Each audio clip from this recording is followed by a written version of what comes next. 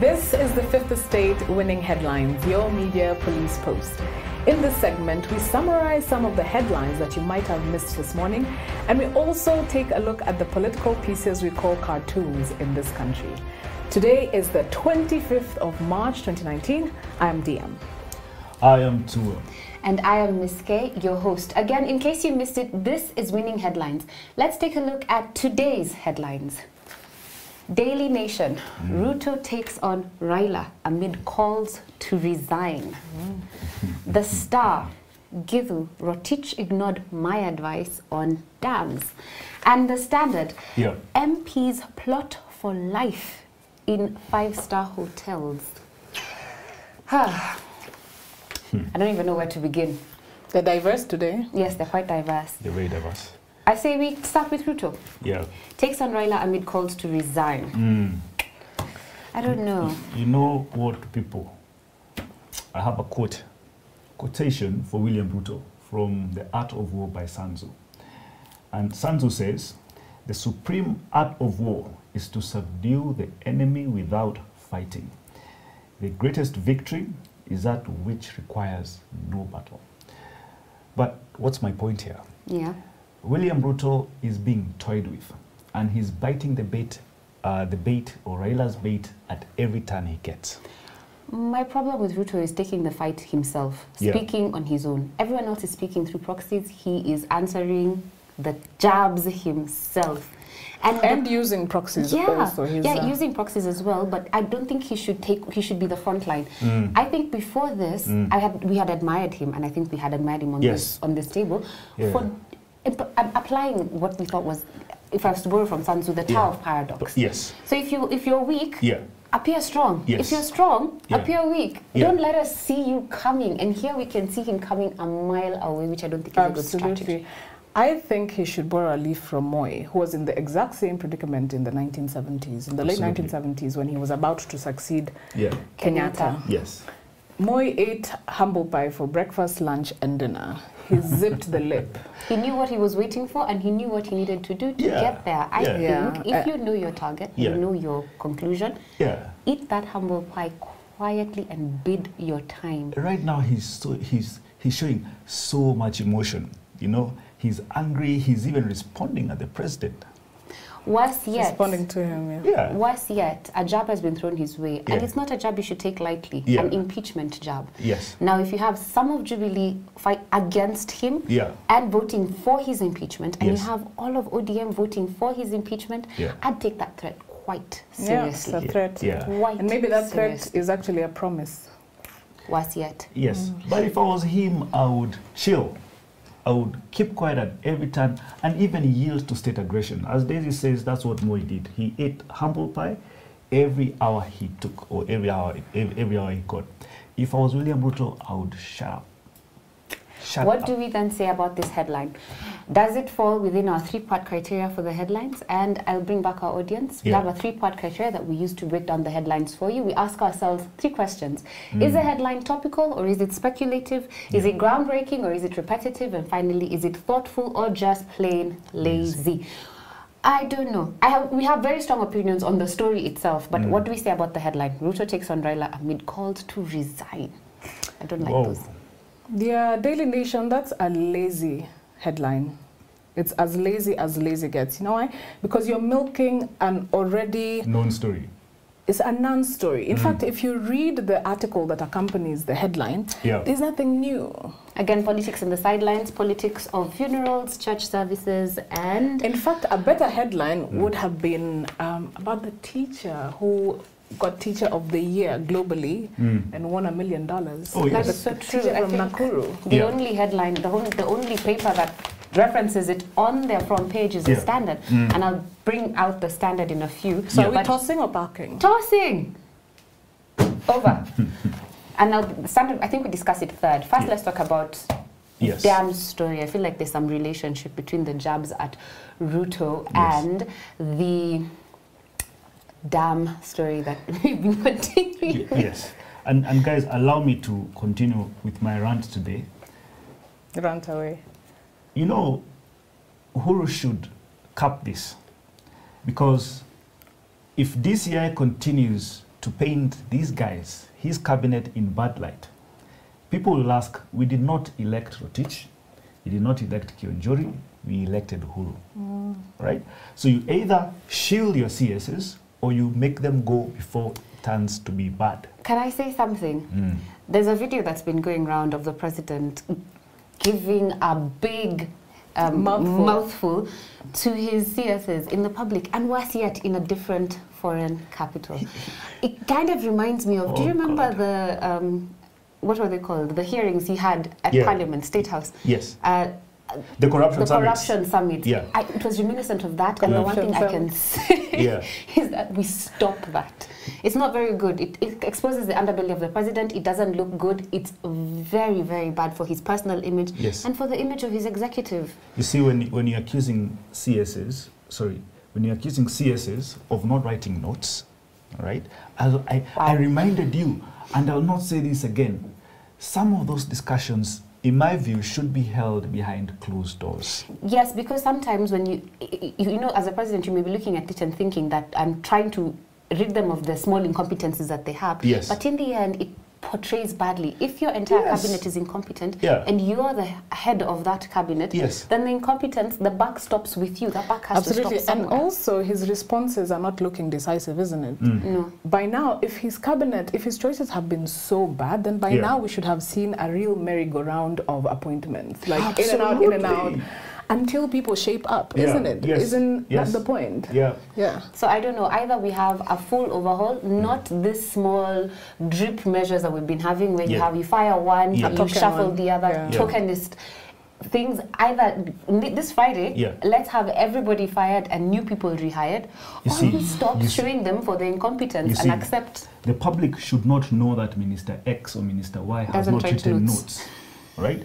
People just want services. People want to see things happening, right? So if a certain minister is not seen to be doing his work, then there are avenues you can be able to, fix this. You don't have to tell it to people in a foreign republic, and then we see it here. So what do we say about this? About giving a statement and saying that Rotich ignored his advice, bearing in mind that the AG's advice, though helpful, is just that, advice. It's not compelled. Well, the Treasury is not bound. They're not bound by his decisions. They just take on board what he said and try and apply it, which, by the way, Rotich said they did. In my view, they're trying to make Rotich say, oh, look, like I told you, but you did not listen. What was the specific advice? It was about due diligence. About due diligence the contractor on the contractor. Due diligence. Fair enough. Yes, that there was no advice, there was no sound advice on the financial status of this contractor. So what do we say? It's not a new story. We already know that the AG gave this advice. We already know what Rotich said. Can we toss it? It's not lifting my veil of ignorance. Last story, Standard. MPs plot for life in 5-star hotels. Ha! This is after they get a 20 million shilling mortgage, state-backed, to buy a second home, or a first home, I don't know. Personally, I'm irked by this story. And so was the journalist who wrote it, because you can see the disgust in that she had, or he had, writing this story. Yeah. But what did you say? Rightfully so. I mean, this is nonsense. It really is. And then they say they went to benchmark in New Zealand, first world country. It doesn't make sense. They should also have benchmarked on the salaries of New Zealand MPs. They get 900,000 Kenya shillings a month. Compared to what do they get? They get 1.2 without looking at the benefits that they get. The benefits. So are they picking and choosing what to benchmark on? But I will say this: the issue of what to do with MPs, because they are transient population. You have a constituency, you have to go back to your constituency, but you have a seat at the capital and in the house, and you have to come to your seat. So you have this life where you're moving backwards and forwards from your constituency to your seat, your constituency to represent your constituents at the capital. And what to do with those MPs is not a new battle that Kenya has dealt with. Everyone has grappled with it. But the solution that we are proposing, for me, feels like a pricey one. Because other countries, for instance, Sweden, they have state-owned houses that the MPs live in, which you vacate once you stop being in office. While in Myanmar, they have shared dorms. I love that. Excellent. So you could go from state-owned housing to the bunk dorms, beds, to bunk beds, and shared toilets. And worse yet, Washington. Congressmen have been known to sleep in their offices famously. So I don't know. I feel like there's a sense in which an MP should be a more giving job. You should be offering of yourself to public service. So when you ask for us to bankroll your life in a 5-star hotel, yet you could stay in a dorm, or you could stay in a frat house. They share frat houses as well in Washington. I say we toss this and I believe also in that New Zealand that they're benchmarking in, their salaries reflect the median salary of other civil servants. But of course the problem here is that is the mechanism with which they set the remuneration. We have the SRC, but of course the SRC is it's quid pro quo for them. They're the same ones who vet the commissioners at SRC. They're the ones who do budgetary allocations. So it doesn't make sense. That mechanism has to change. Benchmark New Zealand. That's what they should do. Benchmark Myanmar. Yeah, the remuneration authority there is delinked. What can we say then about this headline? Do we say, is it It's a great headline. Groundbreaking?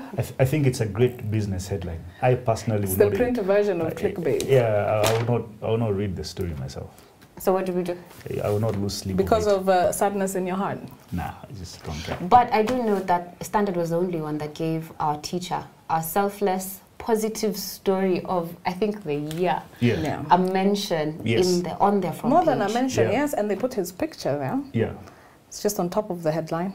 I think you're spot on today, Standard. So are we keeping it or are we tossing it? Let's keep it. By keeping it, are we saying that this is our winning headline? You can keep it. What is your opinion, host? We cannot break keep something because it's not bad. Break the tie. I don't like the story. I do like the headline. I do feel like it lifted my veil of ignorance. It's winning headlines. You like the headlines? Okay. The Standard has our winning headline. And on to our next segment, the political opinions that we call cartoons in this country. Just like the headlines, we have a 3-part criteria that we use to break them down for you. We ask ourselves 3 questions. Is the cartoon humorous, or is it dry? Is it satirical, or is it pessimistic? And finally, is it humor effective or just plain lazy? I see you're on the Standard, so let's look at the Standard. If it wasn't for the British flags back there, I wouldn't know who this woman is. Oh, she doesn't look good. She looks grotesque. Really battered. With a witch's nose. And her face, that grimace is quite something. Was she shooting herself or what? She's about to take the fatal blow, and the fatal blow, she says, this is my last offer. But she's really battered up. I don't even understand how she's not dead, and there's one on her heart. Several in her lungs. Oh man, I like Gado, but this one, nah. No, okay, fine. For today, maybe it's not as interesting, but I do like it better than last week's. The cartoon that had Monenes. Yes, Theresa May and a really thin rope across. And I mean, it is apt. It is very representative of what is going on in the UK and what Theresa May in particular is facing. And it does show that in the end, it ends with her. She's the one who's going to get that fatal blow if they do not exit. Uninspiring. Inspiring. So in the parking bay, we toss it for being uninspiring. Let me help you. In the parking rubbish bin. Oh my goodness. Nature?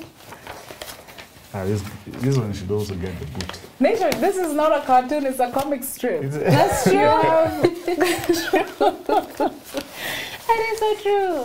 This is a comic strip. Issue number 2013. Jubilee will build 5 new stadiums. I like that stadium that's portrayed there.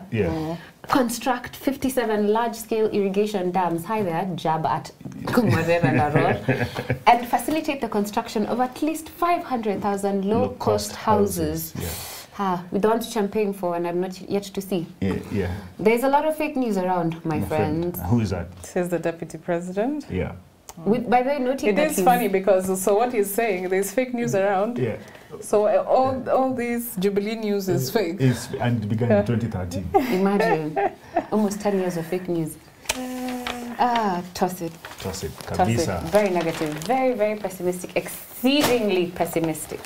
Finally, the star. I think Ndula. Okay, first, before you start giving accolades, describe what we are seeing.